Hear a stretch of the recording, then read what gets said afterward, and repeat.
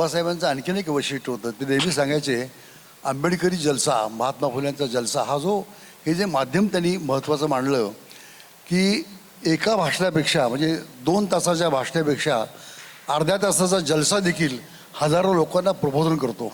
फक्त विषय तुम्ही घेतला पाहिजे. नंबर 1. नंबर 2, बाबासाहेब हे अत्यंत संगीताचे रसिक होते. ते स्वतः उत्तम व्हायोलिन शिकत होते. व्हायोलिन. आणि गंमत बघा, शास्त्रीय संगीताचं त्यांचं भान इतकं मोठं होतं की बुद्धवंदना ही मास्टर कृष्णराव फुलंब्रीकरांच्या घरी जाऊन त्याला विनंती केली आणि त्यांच्या आवाजातली आहे बुद्धवंदना ही मास्टर कृष्णराव फुलंब्रीकरांच्या आवाजातली. हे वैशिष्ट्य म्हणजे हां, रसिकता पण आहे, समाजकारण आहे, राजकारण आहे, लोककला आहे, हे सगळं त्यांनी जपलेलं आहे. फार महत्त्वाचं आहे. बरोबर, खरंच आहे. आपण जिवंत राहण्यासाठी किंवा प्रल्हाद शिंदे, आता बघा प्रल्हाद शिंदे जिवंत राहण्यासाठी मी तयार झालो. ज्या वेळेला श्रावण यशवंते, गोविंदराव मशिलकर, प्रल्हाद शिंदेचा मुलगा मी, आम्ही तिघंजण जे गोविंदराव मशिलकर वारल्यानंतर तिघांची गाणी झाली, ह्या 3 मुलांची गाणी झाली पाहिजे म्हणून सांगितलं. त्याच्यामध्ये मी गाणं गायलं, उड जाएगा एक दिन पंछी रहेगा पिंजरा खाली. तिथं वडील म्हटले आता मला मरण आलं तरी चालेल, माझं एक चालवणार आहे. तसंच तुम्ही सुद्धा तुमच्या मुलाला किंवा मुलीला रघुवीर खेडकरचं नाव जर चालवायचं असेल तर आपलं रक्त उतरलं पाहिजे, तर आपण जिवंत राहतो. नाही तर आपले शागिर्द लोक तरी तयार केले पाहिजे जेणेकरून आपलं नाव पुढे टिकलं पाहिजे. बरोबर. नाही, हाच मुद्दा मला पुढचा मांडायचा होता की आपण जेव्हा लोककलावंत बघतो, पिढ्यानपिढ्या चालत आलेली जी परंपरेमधून आलेले कलाकार असतात, त्यांचं पाणी काही औरच असतं. आणि जे म्हणजे सॉरी मी खूप स्पष्ट बोलेन, पण फिल्म स्टार्स म्हणा किंवा हे जेव्हा लोककलावंतांची कामं करतात किंवा एखादी लावणी करतात तेव्हा त्याच्यात ती मजा येत नाही. तर हे असं का होतं आणि ते होऊ नये म्हणून काय केलं पाहिजे असं तुम्हाला वाटतं? कारण ते अतिरेक काहीतरी करायला जातात, जास्तच सेक्सीपणा करतील किंवा कमी तुम्ही करतील. उदाहरणार्थ ठेवून बघा ना, ठेवून बघा.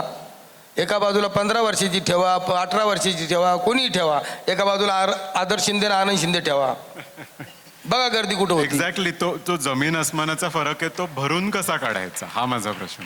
इथं नाही, पब्लिकला काय पाहिजे हे आपण ओळखलं पाहिजे. त्यांच्या दुखती रगवर हात ठेवला ना, त्यांना उनको क्या चाहिए. आता चित्रपटामध्ये कसं होतं, हे कलाकारांनी पहिलं ओळखलं पाहिजे.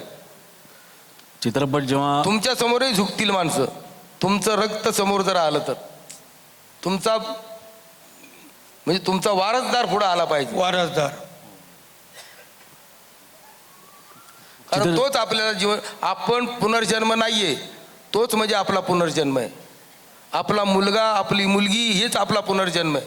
किंवा आपले शागिर्द तुम्ही म्हटलं, किंवा आपले शिष्य की ज्यांना आपण आपल्यासारखं घडवण्याचा प्रयत्न करतो ते.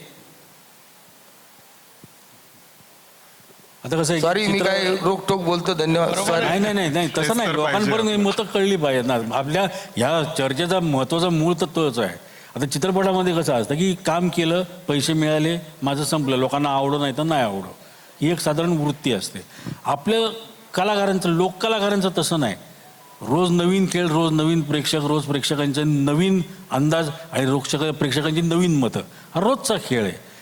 कधी असं झालं का की एखाद्या ठिकाणी कार्यक्रम करताना आपला जो बाज आहे किंवा आपला जो कार्यक्रम आहे त्याच्या व्यतिरिक्त एखादी ऑड फरमाईश गावकऱ्यांकडनं किंवा ज्यांनी कार्यक्रम ठेवला त्यांच्याकडनं आली आणि ते अडूनच बसले, असं कधी झालं का? होतं ना असं. त्यांची फरमाईश असते फक्त मुलींची. बाकी आजच्या कले म्हणजे तमाशात फरमाईश दुसरी कुठलीच नाही. अमुक वग लावा, तमुक गाणं लावा, हे नाही. मुली अहो हे काय आणलं, जरा चांगले आणा, आणि मग ते ह्यांना कुठं सोडायचं. अहो या कलावंत मुली आहेत, चांगल्या आणा. म्हणजे ज्यांना नाचता येत नाही त्या आणायच्या का, ज्यांच्या पायात घुंगरं नाही त्या आणायच्या का. वा वा. हे एवढं मोठं घुंगरं बांधून नाचतायत, हे तुम्हाला आवडेल ना. रघुवीर खेडकर हे नाव फार मोठं आहे. तुम्ही असं आपण समजायचं नाही की आपण मोठे नाही, आपणही भरपूर परिश्रमातून आलेलो आहोत. म्हणूनच रघुवीर खेडकर पद्मश्री झाले. बरोबर, खरं आहे. त्या लायक होते म्हणूनच पद्मश्री मिळाली. म्हणून मी सांगतोय, तुम्ही विचार करा घरी जाऊन की मी बोललेलो ते बरोबर आहे की नाही. तुम्ही तुमचा कमीत कमी ते बाबा ते रघुवीर खेळकरचा पोरगा किंवा मुलगी आरती डान्स करता रे क्या बघू बापाने तो एवढं नाव आहे हे कसा गातोय किंवा हा कसा डान्स करतोय हे दिसलं पाहिजे. आपण आपली पुढची पिढी तयार केली पाहिजे. माझा नातू पण गातोय आता पुढं मांडून ठेवलंय मी.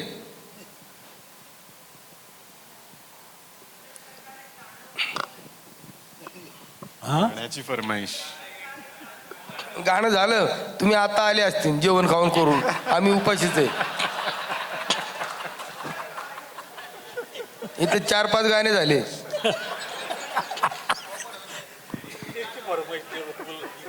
हेच पब्लिक आहे.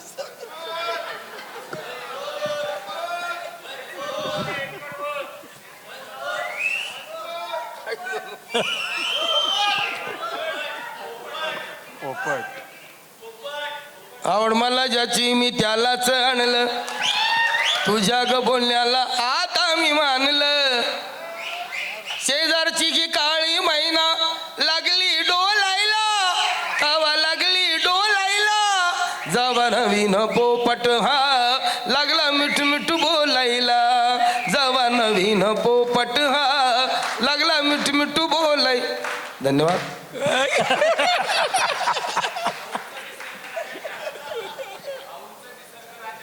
भाऊंचा निसर्ग राजा. हा घ्या. असं नाही आता आवाज तो राहिलाय का? असं म्हणायचंच नाही मी देतो मदत. पुण्याचं आता पब्लिक खरं तर मेरुमणी गाण्यातला मेरुमणी माझ्या समोर उभा आहे, माझ्या समोर बसलेला आहे आणि त्यांच्या पुढे गाणं गायचं तरी प्रयत्न करतो.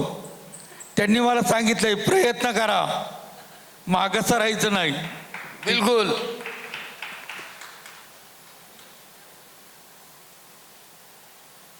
निसर्ग राजा घ्यायचं ना. मेघानो वृक्षानो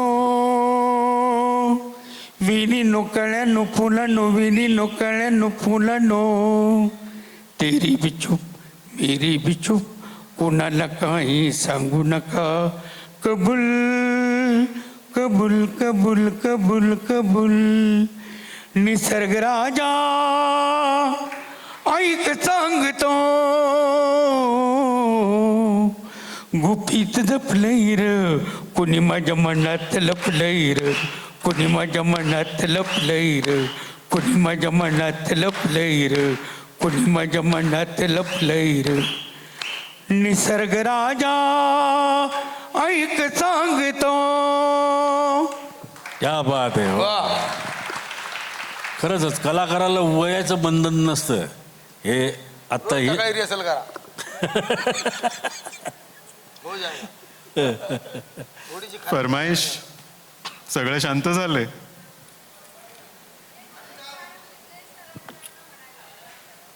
काय? कुठलं? निसर्ग राजा ऐक सांगतो निसर्ग राजा ऐक सांगतो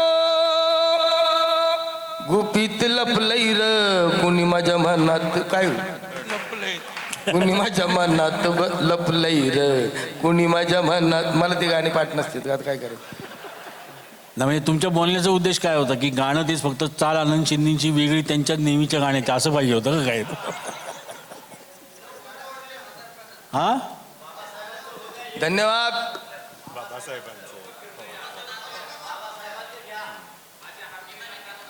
सगळं होणार आहे. पुढच्या महोत्सवात आपण त्यांचा वेगळा कार्यक्रमच करणार आहोत. हा बाबासाहेबांचं एक झालं पाहिजे. राजा राणीच्या जोडीला 5 मजली माडीला आहे कोणाचं योगदान लाल दिव्याच्या गाडीला आहे कोणाचं योगदान लाल दिव्याच्या गाडीला. बस धन्यवाद. मुला हा हे तर लय बाबा व्हायरल झाले. मीराबाई. नाही ते काय झालं ते माझा एक दोस्त होता त्याच्या ह्याच्यात मला ते तुम्ही बघितलं असेल त्याच्यात मला ती चाल पण येत नाही. मी त्याला विचारतो कशी रे चाल ते ते ट्रॅक लावला त्यांनी, म्हणले बघू मी पण ट्रॅकवर गाऊन दाखवतो तुला, म्हणून त्याच्यासाठी चला दोस्तीचं गाणं म्हणा. ती मला चाल येत पण नव्हती, त्या व्हिडिओमध्ये दिसतंय, आणि मी माझ्या आवाजात गायलेलं आहे ते, मी मोहम्मद रफीच्या आवाजात नाही गायलं, पण ते गाणं व्हायरल झालं आणि तुम्हाला सगळ्यांना आवडलं. धन्यवाद. नाही ना, मला नाही जमणार ती. हा